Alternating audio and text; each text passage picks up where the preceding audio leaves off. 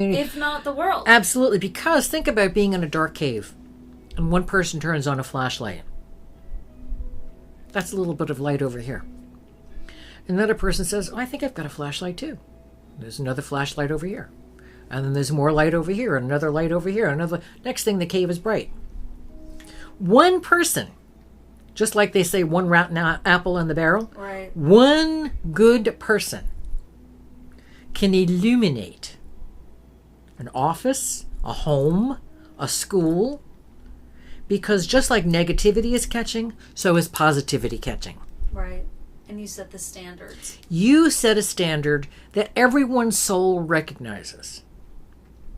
Some may run away because they don't want to do the work, and they think it's too much effort, and they've got to play ball, and they've got to do this, and they've got to go on a date, and they don't want to make time. Fine, that's their problem. They'll catch on eventually.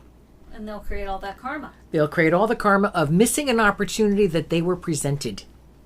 Other people will try to thwart you because they're negative. That's their problem. You just persist on being the good soul that you are. Whether you've ever even heard of meditation, you will find if you review your life that you're sitting outside, or you're staring at your cat and you're talking to your cat, or you're talking calmly to your children, and you always read to your children every night. That's a positive vibration.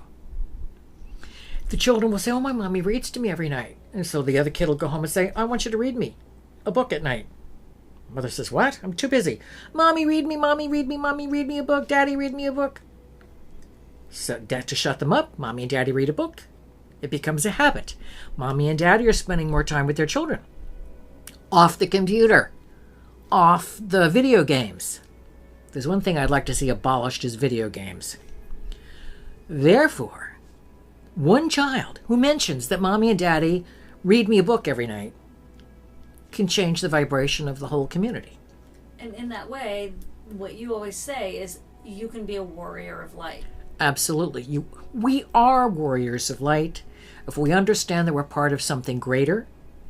And we're here to do good. We're not here to take up space.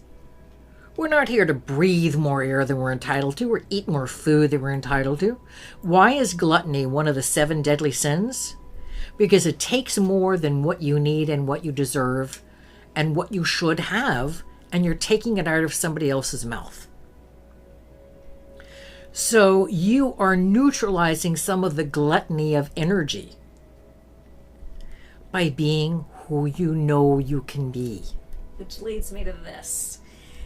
What's the good news and what's the bad news? What's the good news about being spiritually advanced? You're spiritually advanced. What's the bad news about being spiritually advanced?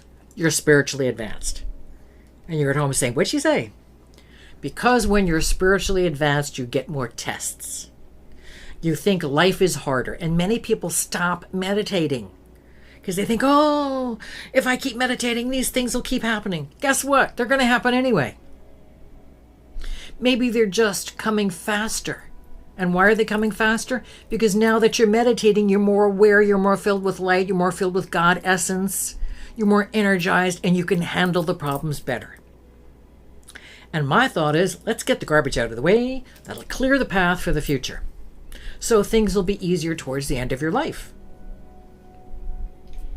I don't know how much else you have on that pad of paper to ask about or talk about. Let's talk about the questions that we've gotten from some of our people. Oh, wait, before your questions, I want to remind people, especially if you're Libra or Scorpio. That's what I was going to ask you.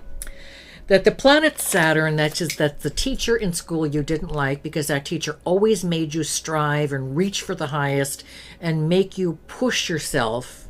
And you couldn't stand that teacher till years later you said, boy, what a saint that person was. Saturn is leaving Libra October 5th. And it's going into Scorpio, which is the worst position it can go into because it's the hardest tests. Because Scorpio is the life cycle. Life, living, death. Life, living, death. 3 signs dealing with Scorpio. The scorpion, which is the lowest aspect of behavior. The eagle, which now flies around the earth and sees the earth and the heavens. And then when the eagle dives down into the volcano, trusting God in the universe, it flies out as the phoenix. And now it sees the earth and the heavens. It has the true God power of transformation. Well, with that transformation power comes more responsibility. Well, guess what? If you're born with Scorpio in your chart like I am and you are, we already have the responsibility. So now we're getting the teacher back from school who is helping us learn these lessons. And maybe we've already learned the lessons, so we're just remembering them. Because these lessons are going to help us deal with life better, help us deal with a problem better. Maybe when we were first confronted with the problem, we finished at 80%, but there was 20 that maybe the other person wasn't available, or there was no time, or you weren't capable yet. But now you're well aware of how to handle the whole situation, so you'll get that 20% back.